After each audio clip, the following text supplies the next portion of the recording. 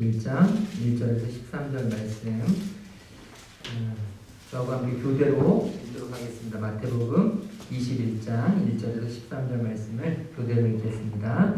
그들이 예루살렘에 가까이 가서 감람산 벳박에 이르렀을 때 예수께서 두 제자를 보내시며 이르되 너희는 맞은편 마을로 가라.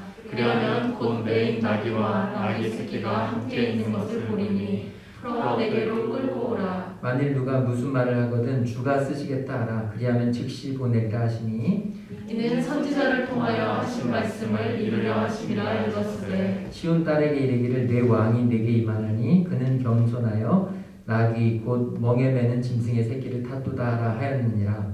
제자들이 가서 예수께서 명하신 대로 하여 나귀와 나귀 새끼를 끌고 와서 자기들의 겉옷을 그 위에 얹음에 예수께서 그 위에 타시니 우리의 대다수는 그들의 겉옷을 길에 펴고 다른 이들은 나뭇가지를 베어 길에 펴고 앞에서 가고 뒤에서 따르는 무리가 소리 높여 이르되 호산나 다윗의 자손이여 찬송하리로다. 주의 이름으로 오시는 이여 가장 높은 곳에서 호산나 하더라. 예수께서 예루살렘에 들어가시니 온 성이 소동하여 이르되 이는 누구냐 하거늘 우리가 이르되 갈릴리 나사렛에서 나온 선지자 예수라 하니라. 예수께서 성전에 들어가사 성전 안에서 예배하는 모든 사람들을 내쫓으시며 돈 바꾸는 사람들의 성과 비둘기 파는 사람들의 의자를 불러 엎으시고 같이 읽도록 하겠습니다. 그들에게 이르시되 기록된 바 내 집은 기도하는 집이라 일컬음을 받으리라 하였거늘 너희는 강도의 소굴을 만드는도다 하시니라. 아멘. 우리 옆에 계신 분들에게 주님이 우리를 위하여 죽으셨습니다. 미사를 드리겠습니다. 네, 사랑하고 축복하고 감사합니다. 사실 굉장히 마음속에 감사가 있어요. 우리 목자들이 다 참석을 해주셔가지고 참 이 기도에 너무 오래간만에 또 굉장히 시기적으로도 그렇고 쉽지 않은 시간에 이렇게 오셔서 기도하는 이 모습이 참 든든해요. 듬직하고 저희 집에서 대청소를 하거나 큰일이 있으면 요즘은 한결이 환희가 저보다 힘을 더 쓰니까 화분을 옮기든 청소를 하든 굉장히 많은 도움을 주는데 제가 듬직해요. 아들 참 잘났다 이런 생각이 들어요. 근데 오늘 우리 목자들이 와서 고난주간에 기도회로 또 기도로 함께 하시려는 이 모습이 굉장히 듬직합니다. 그리고 감사하고 이런 모습이 계속되었으면 참 좋겠다는 생각이 들어요. 우리 교회에 어떤 일이 있을 때마다 그래도 우리 목자들이 더 힘써서 애써서 이렇게 집안에서 힘 있는 그런 모습을 보이듯이 해주시면 참 감사할 것 같아요. 특별히 오늘 생일을 맞으신 집사님들이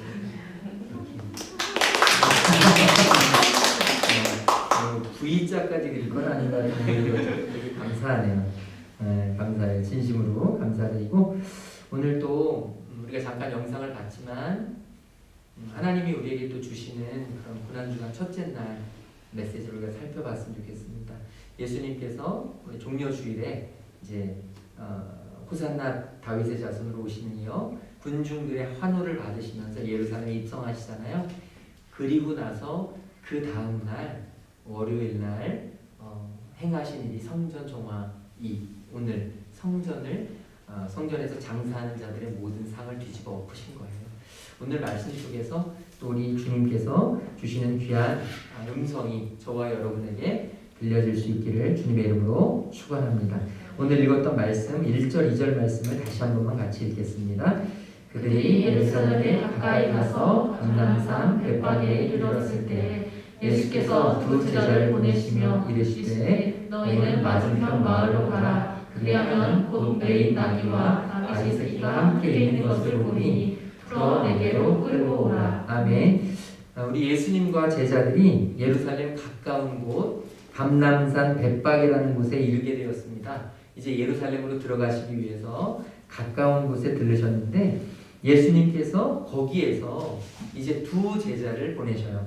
너희들은 맞은편으로 가서 거기에 매여 있는 나귀와 나귀 새끼를 보게 될 건데 그것을 끌고 와라 이렇게 명하시죠. 당시 예루살렘에서는요 가끔 이 예루살렘 공식 입성 행사를 갖는 경우가 좀 있었어요. 그러니까 예루살렘 성에 들어갈 때 우리로 말하면 옛날에 88 올림픽 금메달리스트들 카퍼레이드 했잖아요. 이런 예루살렘에 어떤 특별한 일이 있을 때 굉장히 공식적인 행사를 갖게 되는데요.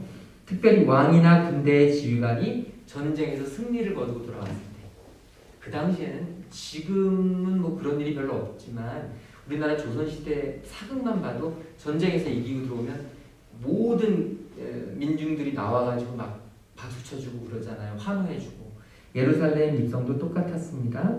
왕이나 군대의 지휘관이 전쟁에서 승리하고 돌아오면 이제 공식적인 행사를 갖게 되는데, 이때 왕이나 지휘관은 멋진 늠름한 말을 타고 아주 의기당당하게 그렇게 이제 예루살렘에 입성하게 되는데요. 지금 주님도 이제 나귀를 타고, 말은 아니지만 나귀를 타고 예루살렘에 입성하는 그런 공식적인 행사를 지금 갖고 계신 것입니다. 예수님은 다른 어떤 장수나 왕처럼 말은 타지 않으셨지만 예수님이 나귀를 타고 예루살렘에 입성하신 데에는 아주 중요한 의미가 있습니다. 그냥 탈 게 없어서 나귀를 타신 게 아니라 예수님은 아주 중요한 의미가 있어서 나귀를 타고 입성하시게 되셨죠. 주로 전쟁에 사용되는 말 대신에 농사나 아니면 짐을 옮기는 데 사용되어지는 나귀를 예수님이 선택하신 이유는 뭐냐면, 예루살렘에 입성하실 때 이제 입성하는 이 장면은 승리의, 그러니까 함성과 함께 어떤 전쟁에서 승리하는 그런 왕의 모습으로 예수님이 오시기도 하지만, 한편으로는 말이 아니라 나귀를 통해서, 나귀는요 평화의 상징이었습니다. 힘이 없어요. 그래서 굉장히 사람들에게 평화의 도구로 쓰이는 중요한 그런 동물이었습니다. 예수님께서는요 승리의 왕으로 오시지만 한편으로는 바로 평강과 겸손의 왕으로 오신다는 것을 우리에게 전해주고 계신다는 거죠. 그러니까 오늘 저와 여러분이 예수님께서 이 나귀를 타고 예루살렘에 입성하셨다라고 하는 것을 우리가 바라보면서요 한 번쯤은 생각을 좀 해야 된다는 것이죠. 우리도 예수님의 모습을 좀 닮아야겠다. 예수님은 두 가지 모습을 다 가지셨다 그랬어요. 나귀를 타고 입성을 하실 때 영적인 전쟁에서 승리한 승리자의 모습으로 오늘 우리에게도 이런 승리의 모습이 필요합니다. 저와 여러분이 영적인 전쟁에서 세상에서 이겨낼 수 있는 힘이 필요해요. 우리가 그냥 이 세상을 억지로 마지못해서 그냥 버텨서 살아가는 존재가 아니라 저와 여러분이요 영적으로 승리해내는 그런 모습이 필요합니다. 오늘 저와 여러분에게 이런 영적인 승리가 자리 잡게 되기를 간절히 소망합니다. 그런데 이 영적인 승리는 오직 단 하나밖에 없어요. 길이 기도밖에 없습니다. 세상을 우리가 이길 수 있는 길은 기도밖에 없어요. 우리 그리스도인에게 있는 유일한 무기는 기도밖에 없어요. 다른 게 없어요. 다른 걸 찾고 싶은데 찾을 수가 없어요. 오늘 저와 여러분 안에 이 기도의 마음이 필요합니다. 간절히 하나님 앞에 구하는 이 기도의 마음으로 영적인 전쟁에서 승리해낼 수 있기를 바랍니다. 기도를 한다는 것은 단순히 그냥 눈을 감고 하나님께 내 모든 마음을, 바람을 그냥 올린다는 의미가 아니라 내 삶 속에서 정말 하나님을 향한 간절한 마음을 품고 영적인 전쟁에서 하나님 승리하게 해주시옵소서라고 하는 아주 간절한 외침이 저와 여러분에게 있어야 한다는 것이죠. 또 하나는요, 그러나 우리에게는 이런 영적인 승리의 모습만 있어서는 안 되고 바로 이 나귀를 타신 예수님의 모습. 그러니까 저와 여러분이 있는 곳에서 피스메이커가 돼야 돼요. 어딜 가든지 싸우려고만 하면 안 되고 영적인 사단 마귀와는 싸워야 하지만요, 여러분 우리 가족들과는 싸워서 이기는 게 아니에요. 사랑하는 사람들은 싸워서 이기는 게 아니에요. 절대로 매서운 바람이 나그네의 옷을 벗길 수 없습니다. 오늘 우리에게 필요한 것은 이 나귀를 타신 예수님처럼 정말 평강과 겸손의 리더십이 필요한 것이죠. 저와 여러분, 우리 가족들을 향해서, 이웃들을 향해서, 친구들을 향해서, 우리 전도 대상자들을 향해서 저와 여러분이 가져야 될 중요한 마음이 항상 영적인 민감함을 유지하지만 그렇지만 나귀를 타신 예수님처럼 겸손하고 늘 언제나 평화를 추구하며 하나님과 인간 사이의 관계를 화목시키기 위해서 오신 예수님의 그 마음으로 저와 여러분이 어딜 가든지 항상 대립하고 싸우는 게 아니라 항상 서로를 위해서 손을 먼저 내밀고 나를 먼저 낮추고 항상 저와 여러분이 있는 곳에서 피스메이커가 될 수 있기를 주님의 이름으로 축원을 드립니다. 지금 예수님께서 이 나귀를 타고 오시기 위해서 그 나귀를 가져오라고 끌고 오라고 지금 제자들에게 명령을 하신 거예요. 그러니까 이제 그 예수님의 명을 받은 제자들에게는 의문이 생긴단 말이에요. 거기 분명히 나귀와 나귀 새끼가 묶여져 있으면 누군가 주인이 있을 텐데 예수님이 지금 그걸 끌고 오라는 거는 훔쳐오라는 건가? 예수님 지금 나보고 도둑질을 가르치시나? 뭐 이런 생각이 들지 않았겠습니까, 여러분? 예수님이 다른 설명하시기 전에는 이거 뭐 하는 거지? 그냥 무조건 갖고 오면 되는 건가? 이거 도둑질인데 막 이런 고민을 했을 거란 말이에요.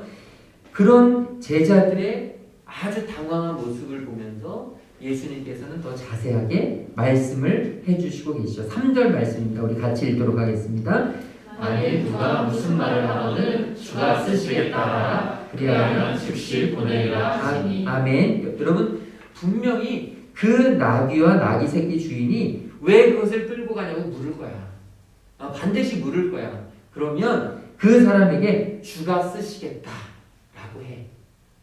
주가 쓰시겠다 하라. 네가 그렇게만 말하면 그 사람이 즉시 보낼 거야.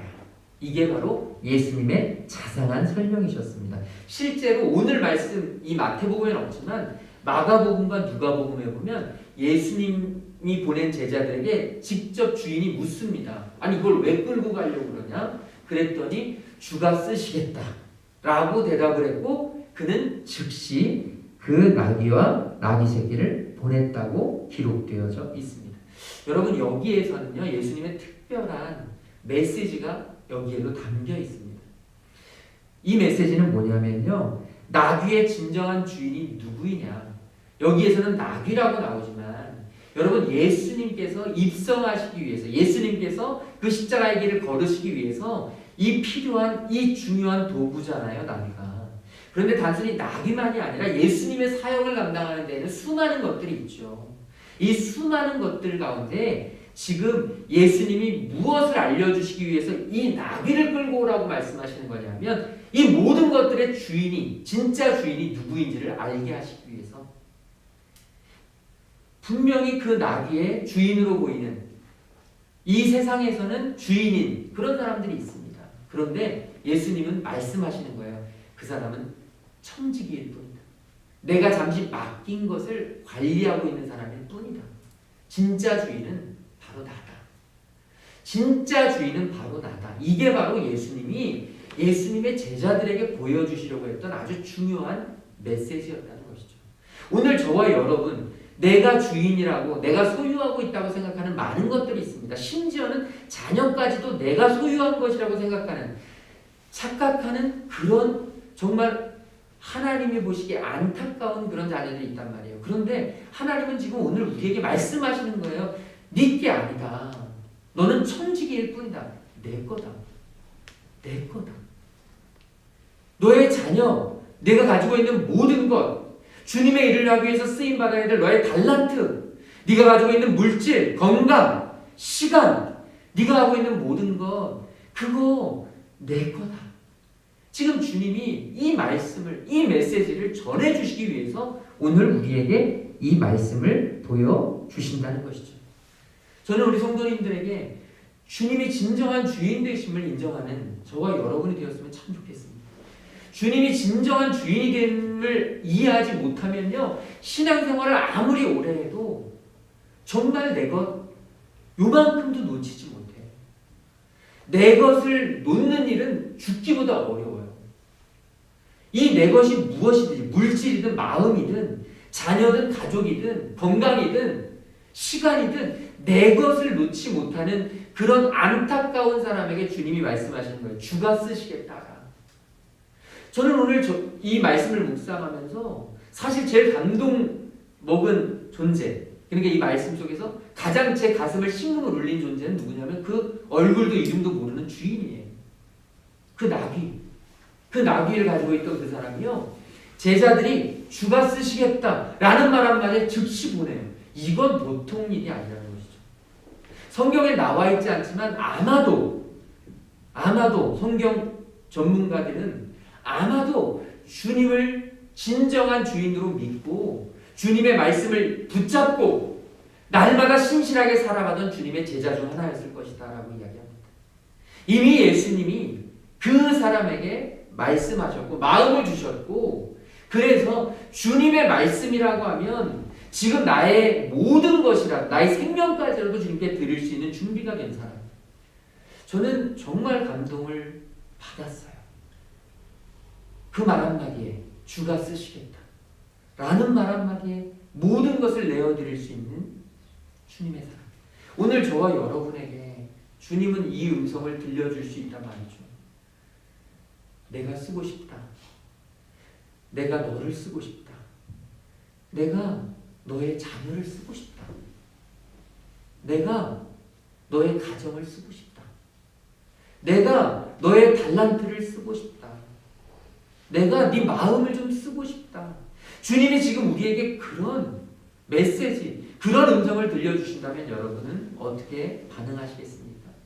저는 여기에 나오는 그 이름도 얼굴도 모르는 주인처럼 주님이 쓰시겠다고 할 때에는 정말 즉시 주님께 내어드릴 수 있는 마음, 이 순종의 마음, 이 진짜 믿음의 마음이 오늘 저와 여러분에게 있기를 주님의 이름으로 축원합니다. 여러분 이럴 수 있는 사람 진짜 행복한 사람이에요. 이거 굉장히 내 것을 다 버리는 것 같지만 이럴 수 있는 마음 있는 사람은 세상에 무서울 게 없어요. 이럴 수 있는 사람만큼 하나님이 사랑하시는 사람이 없어요. 이번 주 청소년 예배 때 BY의 영상을 틀었거든요. BY의 영상을 봤는데 BY가 상을 받고 그 수상 소감에서 태초에 말씀이 계시니라 이 말씀이 하나님과 같이 계셨으니 이 말씀은 곧 하나님이시라. 요한복음 1장 1절부터 3절까지를 암송을 했어요. 그냥 방송에서, 일반 방송에서. 그러면서 BY가 인터뷰에서 뭐라고 이야기했냐면 젊은 청소년 청년들한테 자기는 항상 이런 이야기하는데 여러분 우리의 열심을 하나님께 보여드립시다. 그러면 하나님이 우리를 사용하실 거예요. BY가요 굉장히 뻣뻣해요. 저도 TV에서 보면 BY는 겁내는 게 없는 것 같아요. 그리고 자기가 우승자라고 막 떠들고 다녀요. 그리고 처음에 보면 굉장히 건방지고 굉장히 좀 불쾌하고 이런 느낌이 처음에 받는데요. BY가 그 사연도 소개합니다. 나는 처음에 쇼미더머니 4에 나가가지고 예선에서 떨어졌어요. 왜 그랬냐면 잘 나갔는데 갑자기 사람들이 두려워진 거예요. 갑자기 저 사람이 나보다 더 잘하면 어떡하지? 갑자기 저 사람이 나보다 훨씬 뛰어난 것 같은데 이런 마음이 들면서 사람이 무서워지고 점점 이 두려워지니까 그때부터 멘탈이 나가가지고 자기가 모든 것을 잃고 그냥 예선 탈락하고 갔어요. 그런데 하나님께서 BY에게 말씀하신 거예요. 너 누구를 두려워하냐 지금? 너 지금 누구를 두려워하고 있니? 그때부터 이 BY가 두려워하지 않을 것을 내가 두려워하지 않겠습니다. 나에게는 오직 두려워할 대상은 하나님밖에 없습니다. 이러면서 그의 인생이 완전히 뒤바뀝니다. 저는요 오늘 저와 여러분 안에 하나님이 내 인생의 주인이심을 우리가 내 삶으로 고백하며 나아갈 수 있기를 주님의 이름으로 축원합니다. 말로가 아니라요, 머리로가 아니라요, 내 삶에서 진짜 내 삶은 하나님이 책임져 주신다. 우리 사업장은 하나님이 책임져 주신다. 우리 자녀들은 하나님이 책임져 주신다. 어떤 상황, 어떤 형편, 어떤 처지에 놓인다 할지라도 어떤 어려움, 어떤 문제가 우리 자녀들의 앞길을 막을지라도 우리 가정, 우리 사업장 어떤 경우 어떤 어려움이 생길지라도 이 모든 인생의 주인이신 하나님께서 내가 쓰겠다, 주가 쓰시겠다 하실 때 아낌없이 주님 앞에 내어드릴 수 있는 행복한 주님의 자녀들 되시기를 주님의 이름으로 축원을 드립니다.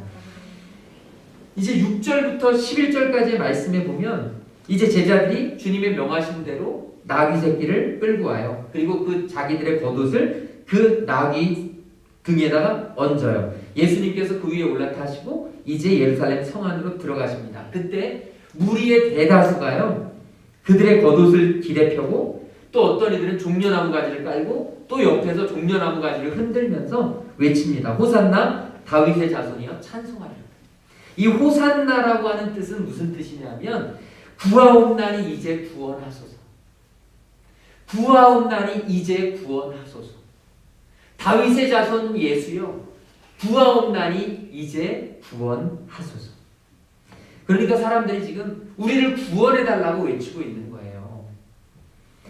그 당시에 무리들이 길에 깔고 흔들었던 종려나무 있잖아요. 종려나무. 이 종려나무는 우리로 말하면 파인애플 가지하고 비슷하게 생겼어요. 얇으면서 이렇게 뾰족뾰족한 그런 종려나무 가지는요, 승리와 기쁨을 상징하는 나무였어요.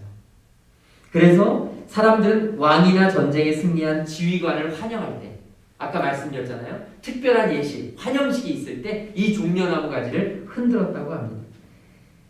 그러므로 이 무리들이 자신들의 옷과 종려나무 가지를 흔들었다는 것은요, 예수님을 승리의 왕, 기쁨의 왕으로 모시면서 격렬하게 환영했다는 거예요. 그런데 문제가 생깁니다. 그게 뭐냐면 예수님은 지금 이들의 머릿속에는 예수님이 오셔서 로마의 압제와 박해로부터 자신들을 구원해 줄 거라는 정치적인 메시아로 생각했던 거예요.